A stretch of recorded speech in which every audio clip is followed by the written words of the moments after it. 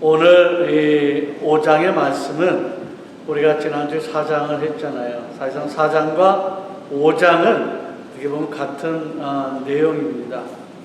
단지 4장은 역사적으로 사건을 그대로 기술을 했고, 똑같은 이 사건 속에서 오늘은 정말로 역사적인 사건과 더불어서 거기에 뭔가 우리에게 필요한 것을 주기 위한 시적인 이 감각을 우리에게 표현을 했다라고 볼 수가 있습니다. 4장과 마찬가지로 오늘 이 5장의 전체적인 내용은 이렇습니다. 드보라와 바락이 하솔왕 이 야빈의 군대를 격파하고 전쟁에서 승리한 이 다음에 이스라엘을 승리케 하신 여호와 하나님을 찬양하는 노래로 되어 있습니다. 아마 이 시가는, 이 시의 내용은 사사의 것 중에서 현재까지 보존된 것 중에서 가장 유일한 시가라 이렇게 이야기를 합니다. 그리고 히브리의 시의 운율이 가장 잘 나타나 있는 생동감이 있고 박진감이 넘치는 것이 이 시가의 특징이 되어집니다. 근데 여기에 이 시적인 이 5장의 말씀을 보게 되어지면 몇 가지의 주제로 나타나는 것을 볼 수가 있습니다. 첫 번째의 주제는 뭐냐면 이 전쟁의 주인공은 누구인가라고 하는 거예요. 이 전쟁의 주인공은 누구인가? 오늘 본문 5장 2절과 3절을 봅니다. 이스라엘의 영설자들이 영설하였고 백성이 즐거이 헌신하였으니 여호와를 찬송하라. 너희 왕들아 들으라. 통치자들아 귀를 기울이라. 나 곧 내가 여호와를 노래할 것이요 이스라엘의 하나님 여호와를 찬송하리로다 라고 말씀합니다.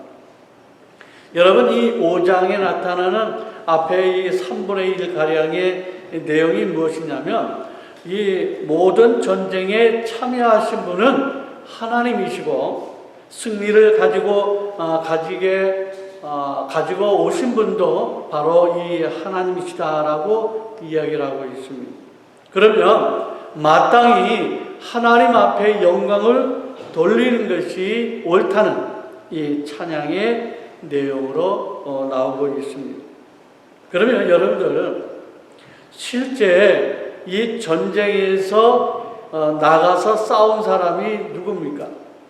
드보라입니까? 바락입니까? 지금 이 하나님 전쟁에서 승리를 했잖아요. 그러면 누가 승리를 한 거예요? 여기에 드보라가 바락에게 명하여서 군사를 데리고 나가게 해서 전쟁에서 승리를 했습니다. 그렇죠? 본문에서 보면 이 4장에 보면은 이 바락이 10,000명을 거느리고 다볼산으로 내려갔다라고 말씀을 하고 있습니다. 그러면 이 전쟁에서의 싸움은 누가 한 겁니까? 바락이 한 겁니까? 드보라가 한 겁니까? 이렇게 물으면 둘 중에 하나를 대답해야 되는데 애매하죠. 둘 다 아니에요. 지금 바락이 전쟁에 나가서 직접 싸웠다라고 하는 내용이 성경에 찾아보면 있습니까? 없어요. 분명히 바락이 10,000명을 데리고 나간 것은 사실인데 바락이 싸웠다라고 하는 내용은 없다라고 하는 거예요. 우리가 4장에 나타나는 14절의 이 하반절과 15절에 보면 이렇게 말씀합니다. 바락이 10,000명을 거느리고 다볼산에서 내려가니 여호와께서 바락 앞에서 시그라와 그의 모든 병거와 그의 온 군대를 칼날로 혼란에 빠지게 하심에 시스라가 병거에서 내려 걸어서 도망한지라라고 표현하고 있습니다. 지금 바락이 믿음으로 10,000명을 거느리고 내려갔는데 바락이 싸우기도 전에 하나님께서 시스라의 모든 것을 칼날로 혼란케 하셨다라고 하는 겁니다. 여기에 그들은 패하게 되었고 그는 도망가게 되었다라고 하는 것입니다. 그러면 어떻게 칼날로 혼란스럽게 하셨는가? 13절의 말씀을 보게 되어지면 시스라가 모든 병거 곧 철병거 900대와 자기와 함께 있는 모든 백성을 하로셋 학고임에서부터 기손강으로 모은지라라고 이야기를 합니다. 지금 여기에 시스라가 자기가 가지고 있는 모든 무기들, 가장 강력한 이 철병거 900대를 어디로 하게 되어졌느냐면 기손강으로 다 집결을 시킨 겁니다. 싸우려고. 그래서 여기 이 기손강으로 모은 병기와 백성들에 대해서 5장 21절에 보게 되어지면 하나님이 어떻게 주셨는가를 설명하고 있습니다. 어떻게 하셨는가? 기손강은 그 무리를 표류시켰으니 이 기손강은 옛강이라 내 영혼아 내가 힘있는 자를 밟았도다 라고 말씀합니다. 지금 시스라가 기손강으로 모은 모든 것들을 어떻게 해서 표류시켰다라고 이야기를 하고 있습니다.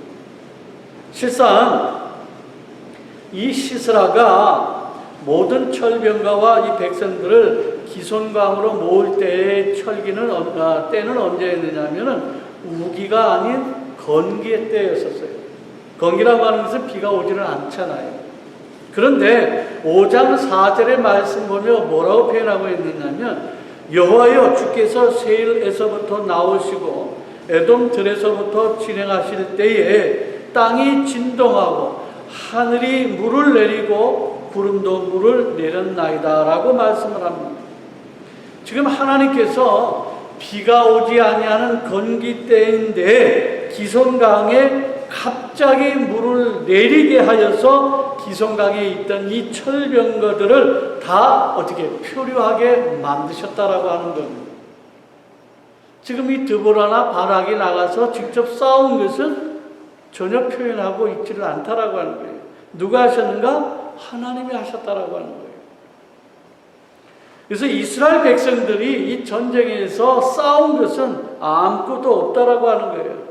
그들은 단지 믿음을 가지고 나온 것이고 하나님께서 모든 일을 다 처리하셨다라고 하는 것입니다.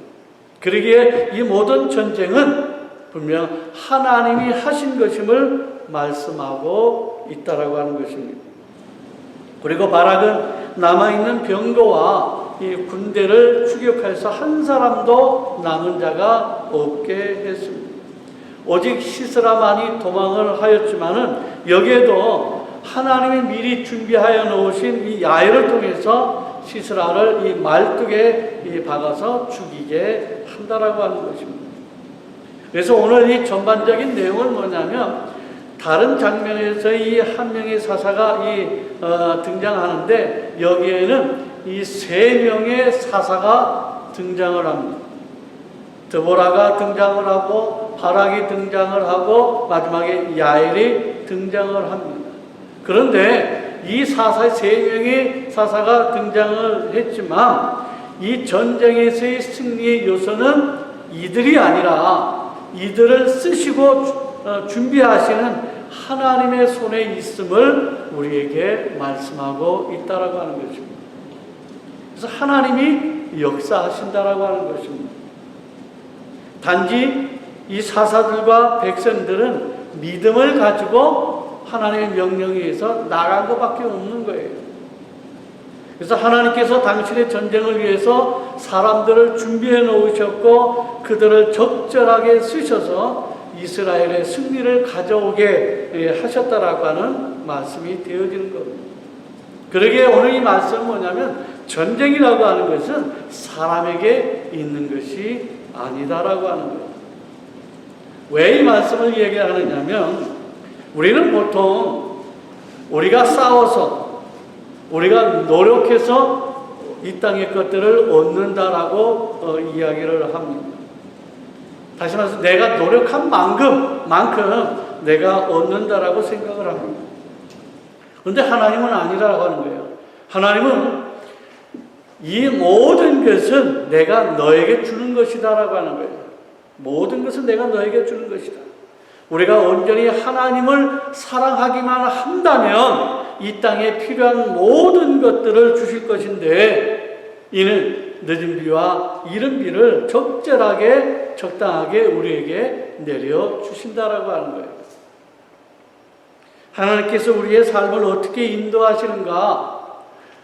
우리의 삶은 노력이 아니라 하나님에 의해서 우리는 인도되는 것이다 라고 하는 것입니다. 그래서 우리는 하나님 앞에서 어떠한 자로 서 있는가가 그것이 매우 중요하다라고 하는 것이에요. 주 앞에 쓰임받기에 합당한 자, 또 주의 복을 받기에 합당한 자의 복은 형통하게 될 것이다 라고 하는 거예요. 그러나 그렇지 아니하는 자는 어떻게 합니까? 그냥 내버려 두시는 것입니다. 그러니까 오늘 이 모습은 우리는 늘 하나님 앞에 어떠한 모습으로 서 있는가, 우리가 그것을 늘 생각할 필요가 있다라고 하는 것입니다.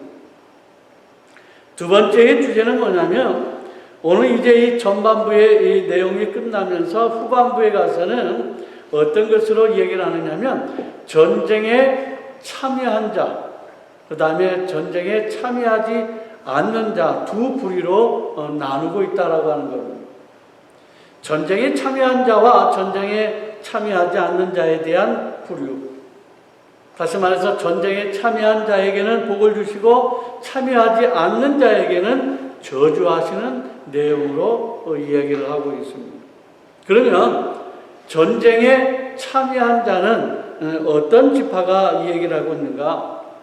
오늘 보면 5장 14절을 보면 에브라임에서 나온 자들, 또 베냐민에서 나온 자들, 스볼론에서 나온 자들, 15절 가서는 이사갈에서 나온 자들, 또 18절에 가서는 납달리에서 나온 자들이라 이렇게 이야기를 합니다. 지금 12지파 가운데에서 일부인 5개의 지파가 나와서 싸운 것으로 말씀을 하고 있습니다.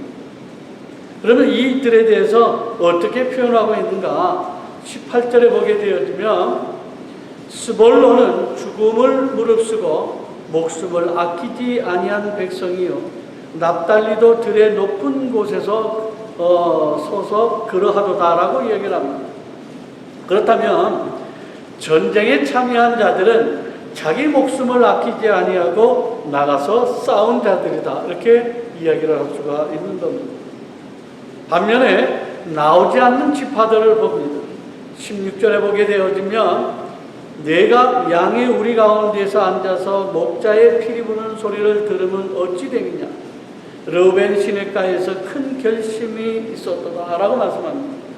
지금 여기에 나오는 르우벤 지파는 자기의 양을 치기 위해서 전쟁에 나오지를 않았다라고 하는 거예요.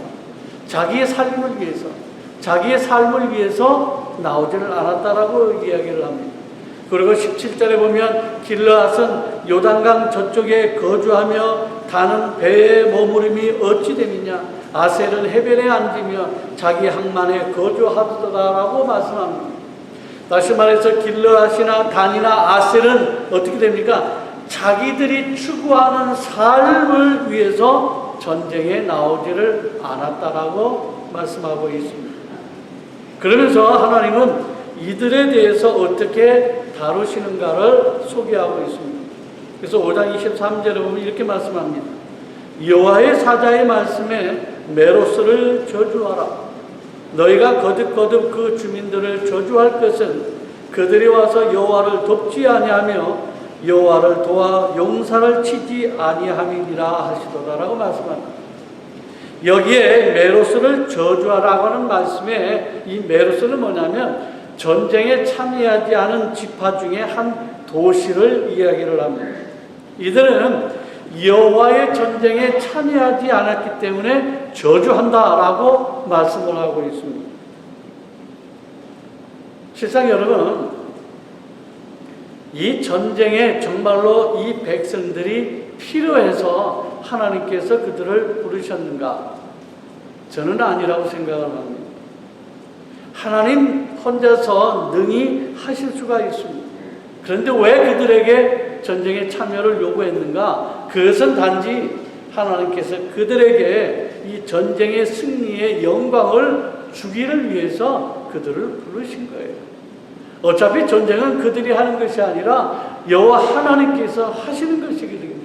단지 그들이 믿음을 갖고 나왔다고 한다면 하는 그 전쟁에 대한 영광을 그들에게 주기를 원했다라고 하는 거예요. 왜? 자기의 자녀이기 때문에.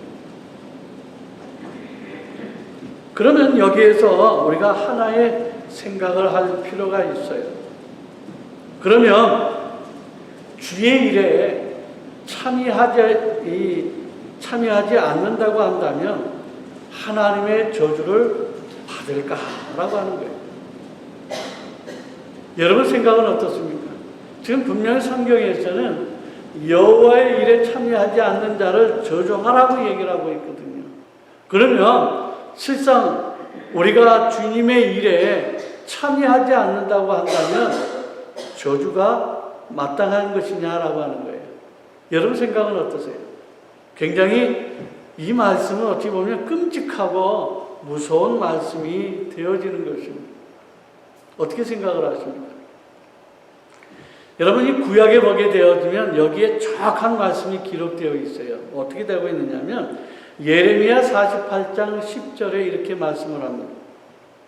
여호와의 일을 게을리하는 자는 저주를 받을 것이요 자기 칼을 금하여 피를 흘리지 아니하는 자도 저주를 받을 것이로다. 여기 자기 칼을 금하여 피를 흘리지 아니하는 자는 무슨 말이냐 하면 지금 여호와의 전쟁에 참여하지 않는 자를 이야기를 하고 있습니다.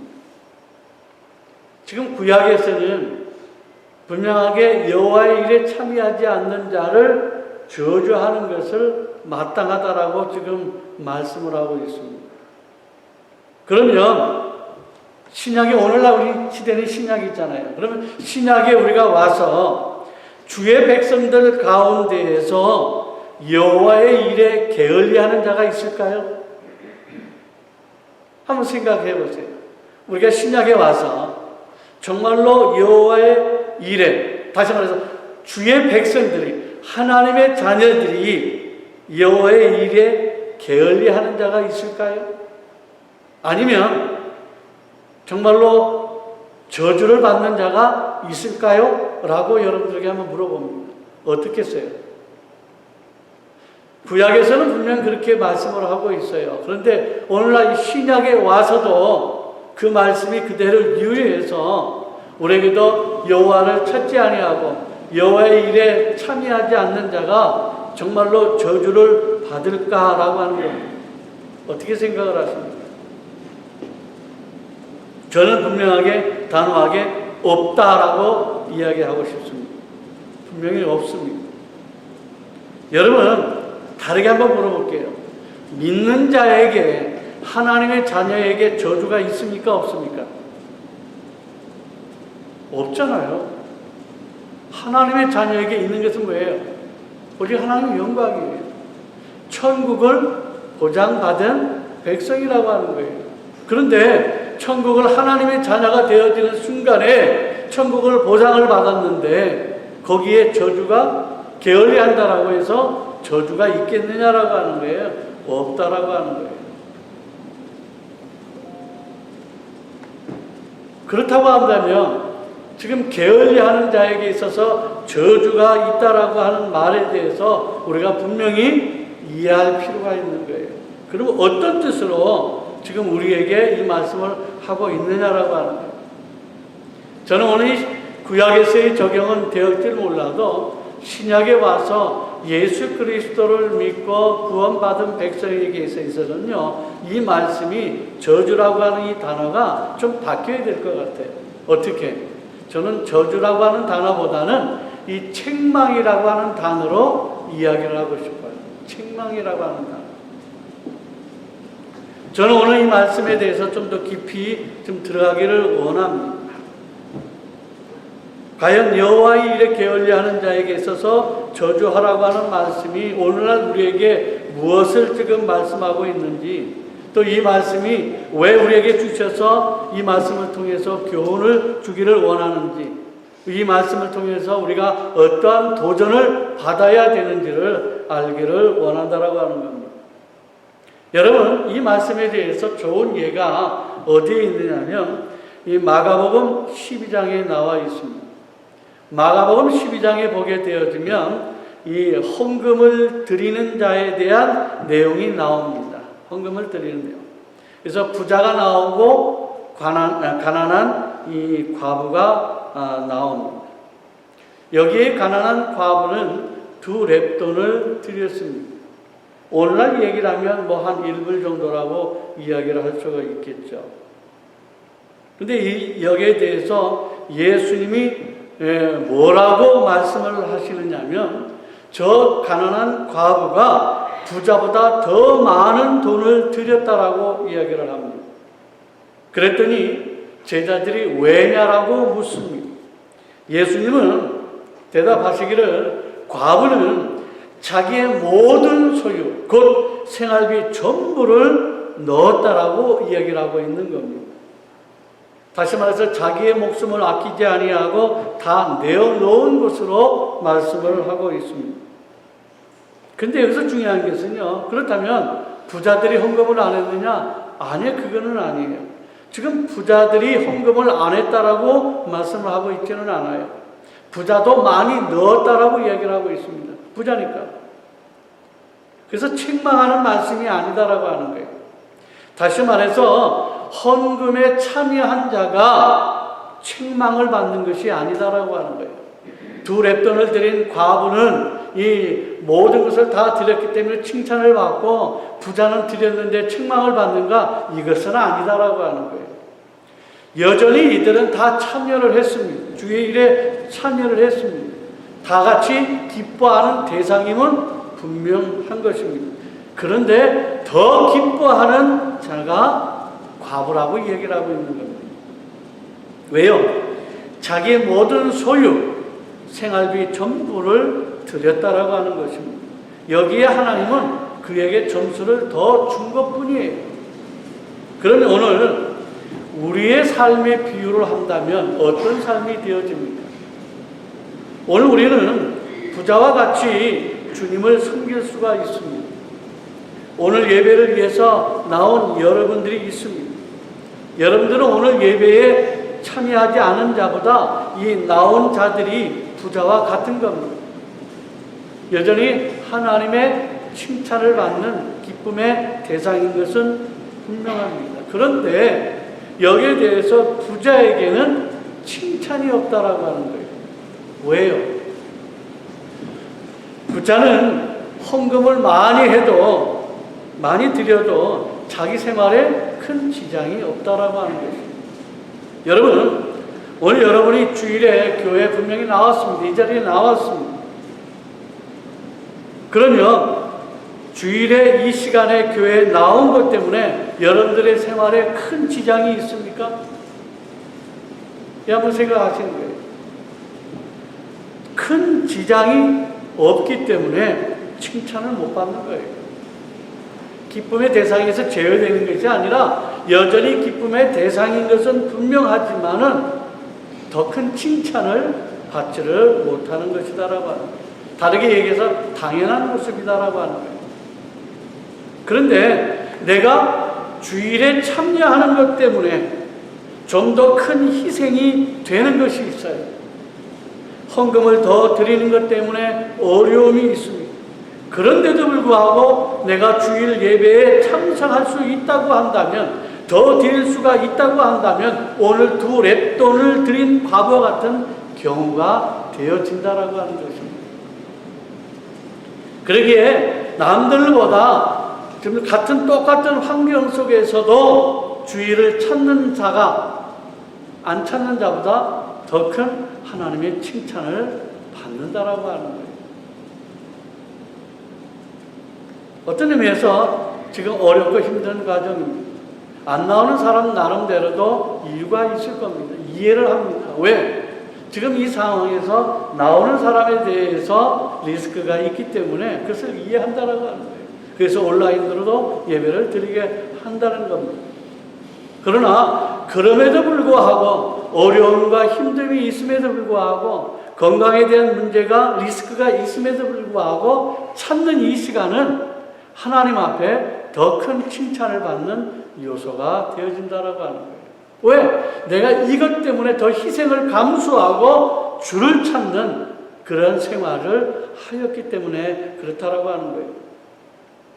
우리의 삶 가운데 헌신을 하고 봉사를 합니다.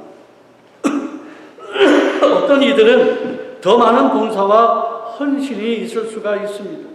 그런데 그 봉사와 헌신이 이 정도 해도 내 개인의 삶에 재정적인 문제에 자녀를 키우는 데 있어서의 어려움이 없고 지장이 없으면 그 정도는 충분히 할 수 있다라고 하는 거예요. 이것은 부자와 같이 많은 헌금을 한 경우와 같다라고 이야기를 하고 있는 겁니다. 물론 이들도 귀한 모습이 분명한 것은 사실입니다. 그런데 더 귀한 것은 뭐냐? 내가 하는 봉사와 헌금이 내 삶에 어려움이 있다고 한다면 2 렙돈을 바친 과부의 경우라고 이야기를 하고 있는 겁니다. 오늘 본문에서도 죽음을 무릅쓰고 목숨을 아끼지 아니한 모습으로 전쟁에 참여한 그 지파들에 대해서 축복을 하고 있다라고 하는 거예요. 참여하지 아니하고 자기의 삶을 위해서 거기에 전쟁에 참여하지 않고 있는 자보다 정말로 전쟁은 목숨을 내놓는 것인데 그 목숨을 위해서 내를 희생하서라도 하나님의 전쟁에 참여하겠다라고 하는 자들이 더 큰 은혜, 더 큰 복을 받는다라고 이 얘기를 하는 거예요. 그래서 이들을 주님께서 기뻐하시고 더 복을 받게 할 것이고 그들의 삶을 형통케 하실 것이고 번영케 하시고 함께 하신다라고 말씀하고 있는 겁니다. 그래서 5장 31절에서도 이렇게 말씀합니다. 주를 사랑하는 자들은 해가 힘있게 도둠같게 하셔서 그 땅이 40년 동안 평온하였다라고 말씀하고 있는 것입니다. 저는 오늘 이 말씀이 여러분들에게 귀한 도전이 되지 않을까 생각을 합니다. 우리가 주님을 섬긴다라고 하면서도 과연 내 삶에 약간의 어려움을 감당하면서까지 내가 주의 일에 참여한 적이 정말로 있는가를 생각할 필요가 있다라고 하는 겁니다. 그냥 주어진 환경 속에 능히 할 수 있는 그것을 내가 지금까지 해왔던가, 아니면 내가 이것 때문에 어려움에도 불구하고 희생하는 것도 불구하고 내가 정말로 주일날 내가 비즈니스 오픈을 하지 않아서 내가 분명히 손해가 있음에도 불구하고 문을 닫고 주를 찾는 그런 열심이 과연 내가 있었는가 생각해 볼 필요가 있다라고 하는 거예요. 우리는 주의 은혜로 자녀가 되었습니다. 그러기에 우리는 주의 일에 참여하지 않을 수가 없다라고 하는 것입니다. 다시 말해서 주의 일에 게을리할 수가 없다라고 하는 것입니다. 주님이 나를 위해서 귀한 생명을 주었고 내가 값없이 영원한 생명을 얻었는데 우리는 감사한 마음에 우리의 것을 아낄 수가 없다라고 하는 거예요. 그래서 내가 주를 그 믿는 믿음에 있어서 내가 희생하더라도 내가 어려움이 있다 하더라도 내가 주를 찾고 주 앞에 기꺼이 나올 수밖에 없는 그러한 이 동력이 되어지는 동기가 되어진다라고 하는 거예요. 우리가 주의 형제에게 사랑을 나눌 때 주님 앞에 예배를 드릴 때 참여할 수밖에 없는 것입니다. 그런데 메로스는 그 일에도 참여를 안 하는 것입니다. 이들에게 있어서는 예배도 참여하지 않았다라고 볼 수가 있는 겁니다. 오늘 주의 일에 참여하지 않는 자에게 그리고 적당히 하나님을 섬기는 자들에게 있어서는 하나님은 어떻게 합니까? 아무런 간섭을 안 하신다는 겁니다. 그렇게 살라라고 내버려 두신다라고 하는 거예요. 내버려 두시는 겁니다. 그래서 이들을 삶을 예쁘게 보시지 않기 때문에 그들의 삶에 형통함이 없는 겁니다. 기쁨이 없는 겁니다. 또 하나님께서 그들에게 복을 줄 수가 없다라고 하는 것입니다. 그런데 오늘 이 야엘에 대해서 어떻게 말씀하고 있습니까? 5장 24절에 이렇게 말씀합니다. 겐 사람 헤벨의 아내 야엘은 다른 여인들보다 복을 받을 것이니 장막에 있는 여인들보다 더 복을 받을 것이로다 라고 말씀하고 있습니다. 믿는 자에게 복이 임할 것이지만 특별히 자기의 목숨을 아끼지 않았던 여인 이 야엘은 더욱더 큰 복을 받을 것이다 라고 말씀하고 있는 겁니다. 이것이 여호와의 말씀입니다. 그래서 저는 여러분들이 주님을 섬길 때에 현대의 평안주의에 안위주의에 빠져서 적당하게 내 삶에 지장이 없는 선에서 주님 앞에 예배를 드리고 봉사하기보다는 조금 무리하지 않는가라고 하는 희생적인 마음은 주님 보시기에 가장 아름다운 마음이고, 바로 이것이야말로 참된 신앙의 모습이라고 저는 여러분들에게 가르치고 싶다라고 하는 것입니다. 왜냐하면 이런 삶을 사는 자에게 하나님은 기억하셔서 더 많은 복으로 우리와 함께 하신다라고 약속을 하셨기 때문에 그렇다라고 하는 겁니다. 주의 약속인 것입니다. 내 희생과 헌신은 이것으로 끝나지 아니하고 우리의 삶에 함께 하셔서 우리가 예상하지 못한 놀라운 복으로 갚아주신다라고 하는 이 하나님의 약속, 이것이 오늘 우리에게 주어진 말씀 가운데에 담겨져 있는 것입니다. 오늘 우리는 이러한 복을 받아야 한다라고 하는 것입니다. 여러분도 우리의 생활 속에서 그러한 신앙의 체험을 하잖아요. 내가 뭔가 어려울 때에 정말 이 시간에 주의 일을 찾으면, 주의 일을 감당하게 되어지면 내 삶의 많은 부분들이 희생할 수밖에 없고 내가 큰 위험에 도사릴 수밖에 없음에도 불구하고 그것을 물리치고 쫓아가는 것이 있잖아요. 근데 그럼에도 불구하고 주의 찾는 이 발걸음이라고 하는 것은요, 얼마나 감사하고 기쁜지 몰라요. 아마 그게 진정의 주를 믿는 게 모습이 아닌가 생각을 합니다. 제게 있어서도 군대에서 딱 들어가 자대 배치됐더니 주일날 교회를 못 나가게 하더라고요. 감히 그러더라고요. 역대 일에 나간 병사가 없었다는 거예요. 그러면서 못 나가게 하더라고요. 근데 끝까지 그래도 내가 나가겠다라고 싸우니까 할 수 없이 이제 그 많은 어려운 가운데 보내주더라고요. 근데 그 주일날 예배 시간 다 거의 끝날 쯤에 이제 보내주게 됐는데, 근데 그때 갈 때 교회를 향하는 그 걸어가는 마음속에 눈물도 흘리지만 마음속에 얼마나 그냥 주님을 향한 마음이 기뻐했는지 아마 그 마음은 이루 말할 수가 없더라고요. 제가 왜 말씀드리는지 여러분들 아마 경험을 했을 것이에요. 여러분 신앙 가운데에 그런 어려움이 있는 가운데서도 내가 주를 찾아야 되겠다, 그래서 내가 주의 자녀로서 살아야 되겠다라고 하는 그 결심하는 순간, 많은 희생이 있었지만 그 결심하는 그 순간에는 오히려 내 마음속에 기쁨과 환희가 넘쳐나는 것을 아마 여러분들은 경험하셨을 거라고 생각을 합니다. 저는 그 기쁨을 이야기하고 싶습니다. 아마 우리의 신앙의 믿음의 전진이라고 하는 부분은 아마 그 부분이 아닐까 생각을 하는 겁니다.